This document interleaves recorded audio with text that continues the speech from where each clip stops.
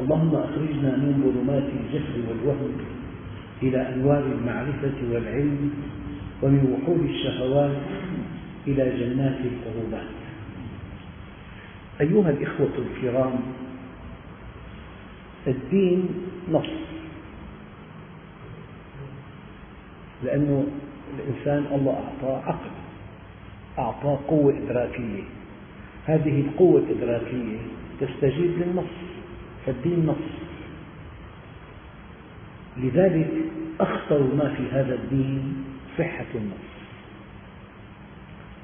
الآن في عندي موضوع دقيق يشير إلى قيمة النص. أعرف إنسان في الشام عنده بيت من أغلى البيوت، يعني قريب 55 مليون سنة. توفي الأب، جاء إنسان أبرز عقد شراء للبيت، عقد أصولي. راح البيت معناته ما خلوا طريقة، أبرز عقد شراء أصولي ومو شاري إطلاقا. فالأمر رفع إلى أعلى محكمة، محكمة النقض. المحكمة هي أنه أنت شاري من 10 سنوات، ليش ما طلبت فيه؟ ليش ما طلبت تسكنه؟ ليش ما أخذت أجرته؟ فانعدام المطالبة والسكنة دليل أنه العقد صوري والقضية انتهت. بس قصدي هذا اجتهاد محكمة النقض.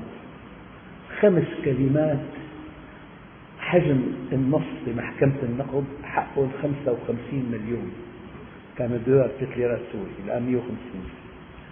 5 كلمات اجتهاد محكمة النقض ثمنهم 55 مليون ليرة. أنا ذكرت المثل للتقريب. أيام آية واحدة ثمنها مليار. الآية تمنعك من أكل المال الحرام. بيجي وقت تجي ضربة قاسمة لمن أكل المال الحرام، دمر نهائيا. أنت بفضل دينك. أنا بقول دائما يعني الله عز وجل سمح لنا بمعرفة متواضعة بالإيمان. المعرفة المتواضعة منعتنا من مليون عمل غلط، من مليون عمل غلط. واللي ما عنده منهج، ما عنده قرآن يطبقه، ما في عنده يعني رغبة بطاعة الله عز وجل، بيتحرك وفق مصالحه الآنية، ثم يكتشف أنه ارتكب غلط ثمن حياته. فأنت محصن. ليش محصن؟ أنت ماشي على منهج الله عز وجل، منهج الصانع. يعني قد ما كان في تقصير ما بتأكل مال حرام، ما بتعتدي على أعراض الناس، ما بتعاون على معصية، ما بتوقف مع الظالم. في بديهيات بحياة المؤمن، هذه البديهيات لا تقدر بثمن. فلذلك من حين لآخر اتذكر فضل الله عليك، وعلمك ما لم تكن تعلم، وكان فضل الله عليك عظيما. أحب أقول النقطة، يعني عقل أحد الأعياد، زرت أخوك، ابن أخوك الصغير فرحان أنه معه عيديات كثير، قال لك يا عمو أنا معي 100 دينار عيديات. هذا المبلغ عند الطفل عظيم، مبلغ عظيم، 100 دينار. أما لو قلنا كم كلفت أمريكا حرب العراق، يقول لك 200 مليار دولار. أو إذا قال كلفتنا مبلغ عظيم أمريكا، كلمة عظيم من أمريكا يعني 200 مليار، وكلمة عظيم من طفل يعني 100 دينار. وإذا خالق الأكوان قال لك وعلمك ما لم تكن تعلم، وكان فضل الله عليك عظيما.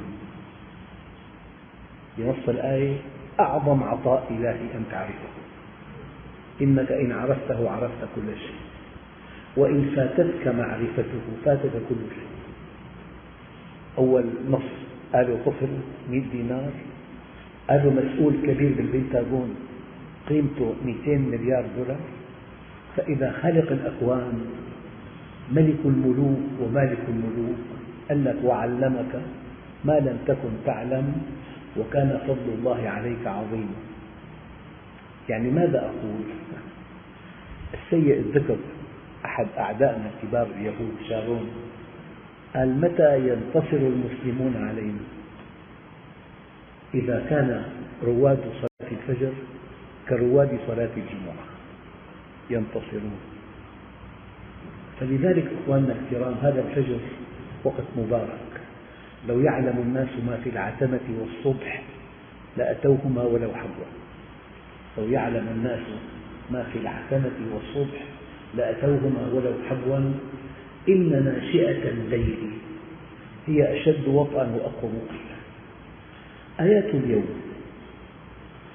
إن الذين آمنوا وهاجروا وجاهدوا بأموالهم وأنفسهم في سبيل الله والذين آووا ونصروا أولئك بعضهم أولياء بعض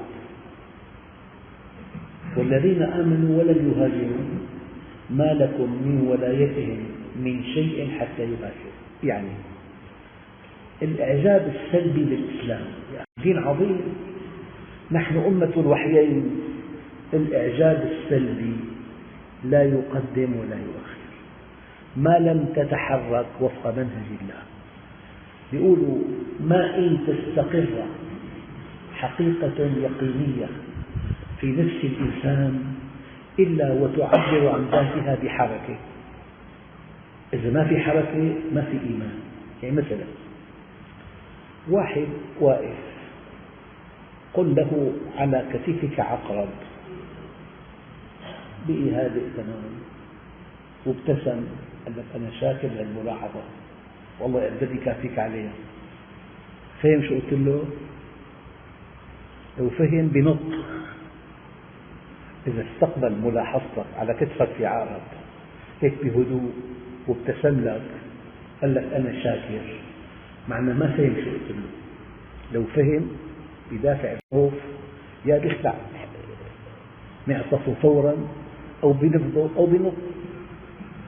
إذا دقق، في قانون إدراك انفعال سلوك. إذا الإدراك ما صح ما معه انفعال، والانفعال ما صح ما في سلوك. هذا قانون، تدرك تنفعل تتحرك. أوضح مثل الأفعى، شاف أفعى بالبستان لما صورتها انطبعت على الشبكية والشبكية نقلتها لمركز الصور بالدماغ، في عندنا ملف الثعابين والأفاعي، هذا تجمع من دراسات درستها، من حكايا سمعتها، من مشاهدات شاهدتها. مجموع المشاهدات والقصص والعلوم تكون مفهوم الثعبان أو الأفعى، هذا مفهوم بالدماغ. لما نقلت الصورة للدماغ الملف كشف الخطر، أنت فورا تركض أو تقتله. إذا ما في سلوك ما في انفعال، ما في انفعال ما في إدراك. تدرك فتنفعل فتتحرك. فلذلك إذا الإنسان سمع الحق وما استجاب معناها ما سمع الحق. الله ماذا قال عنهم؟ قال أموات غير أحياء. يعني إذا واحد حب يوجه نصيحة لميت انتهى الأمر، ما دام مات انتهى. أموات غير أحياء. فالآية تقول إن الذين آمنوا وهاجروا وجاهدوا بأموالهم وأنفسهم في سبيل الله والذين آووا ونصروا أولئك بعضهم أولياء بعض والذين آمنوا ولم يهاجروا يعني ما تحرك. قناعة، فهم. إذا القناعة ما ترجمت لسلوك ما لا قيمة، ما لا قيمة إطلاقا. قال ما لكم من ولايتهم من شيء حتى يهاجروا، يعني ما لم ينبنى على إيمانك عطاء أو منع. المنع لحكمة والعطاء لحكمة. ما لم ينبنى على إيمانك غضب أو رضا. ما لم يبنى على إيمانك وصل أو قطع. مع ملك مؤمن. إذا موضوع إعجاب سلبي بالدين دين عظيم، نحن أمة الوحيين، معنى القرآن، بس ما لكم تبقوا إطلاقا. فالنقطة الدقيقة هي الآية دقيقة جدا.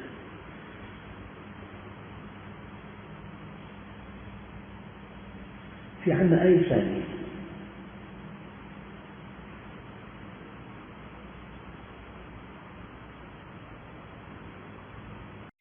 إنما المؤمنون الذين آمنوا بالله ورسوله ثم لم يرتابوا وجاهدوا بأموالهم وأنفسهم في سبيل الله أولئك هم الصادقون. الآية الخطيرة: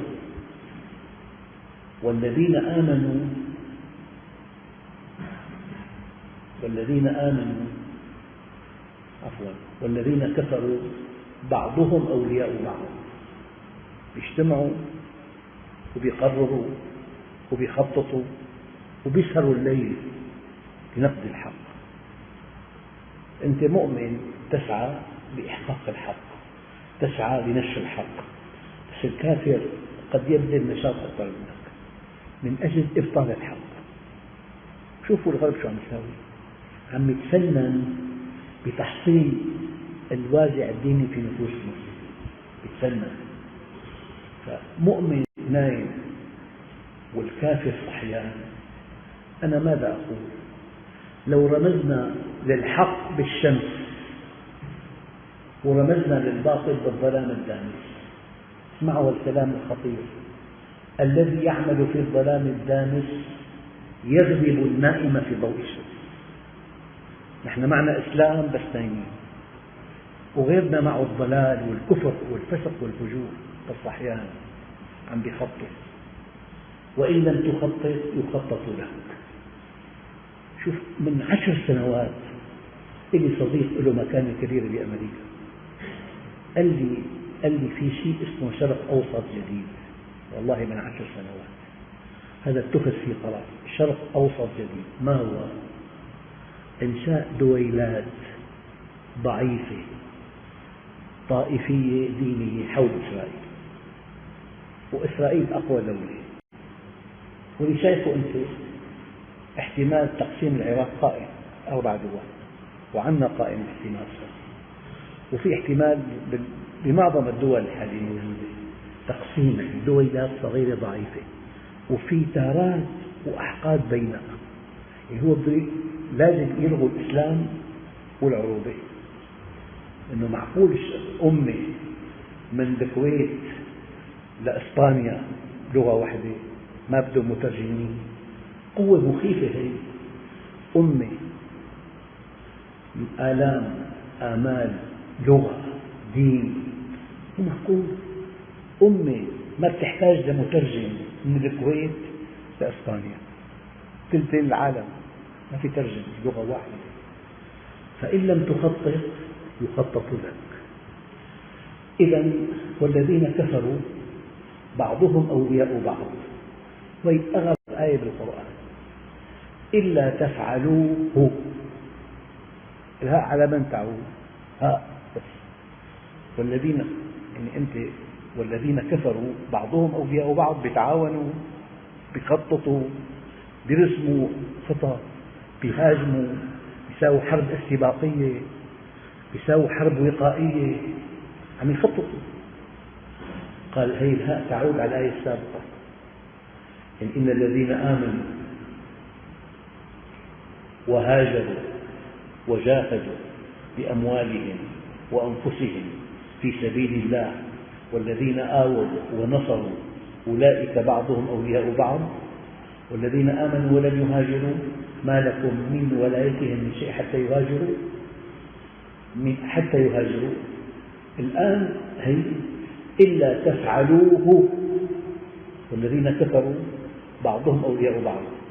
إلا تفعلوه يعني إذا ما آمنتم وهاجرتم وجاهدتم بأموالكم وأنفسكم في سبيل الله وما آويتم ونصرتم، هؤلاء الذين كفروا ينتصرون معكم.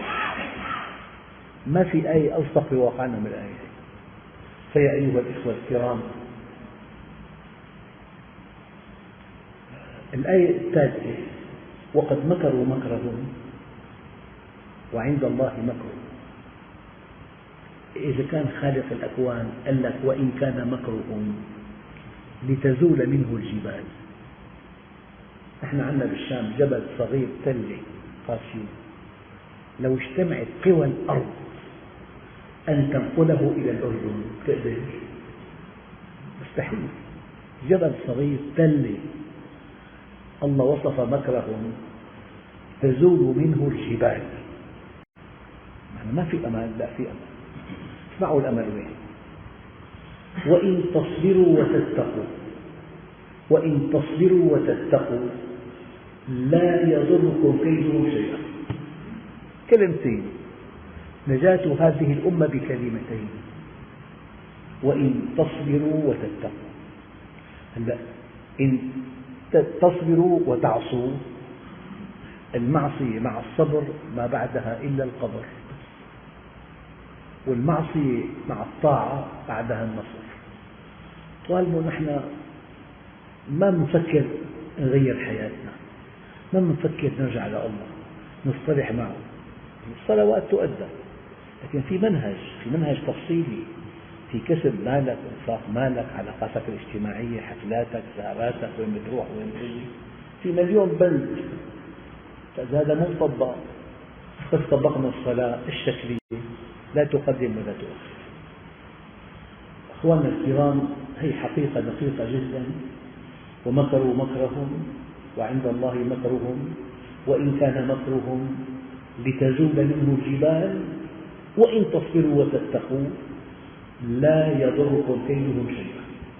الكلمتين، نجاة هذه الأمة بكلمتين: نطبق منهج الله عز وجل وأن نصبر. والآية تقول: وما كان الله ليعذبهم وأنت فيهم. يعني مستحيل وألف ألف مستحيل أن نعذب وسنة النبي قائمة فينا.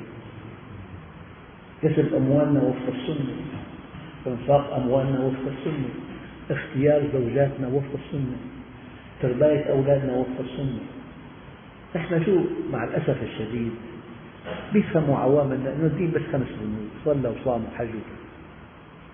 هذه عبادة شعائرية يا أخوان. أخطر شيء العبادة التعاملية. العبادة التعاملية والله لا أبالغ قريب 500,000 بند. تفاصيل الشريعة، كيف تكسب مالك، كيف تعامل جارك، كيف تعين موظف، كيف تصرفه بالعمل، كيف تعطيه معاش، ترى هو تستغله ما تستغله. أكثر من 500,000 بند في بحياتنا متعلق بالدين. أما الصوم والصلاة والحج والزكاة عبادة شعائرية. هي مثل 3 ساعات امتحان. العام الدراسي 3 أشهر، دوام يومي 12 ساعة كل يوم، لقاء محاضرات، استماع للمحاضرات، فهم المحاضرات، مراجعة المحاضرات، كتابة وظائف، تقديم امتحانات، نشاط مكثف 9 أشهر بتلخص ب3 ساعات.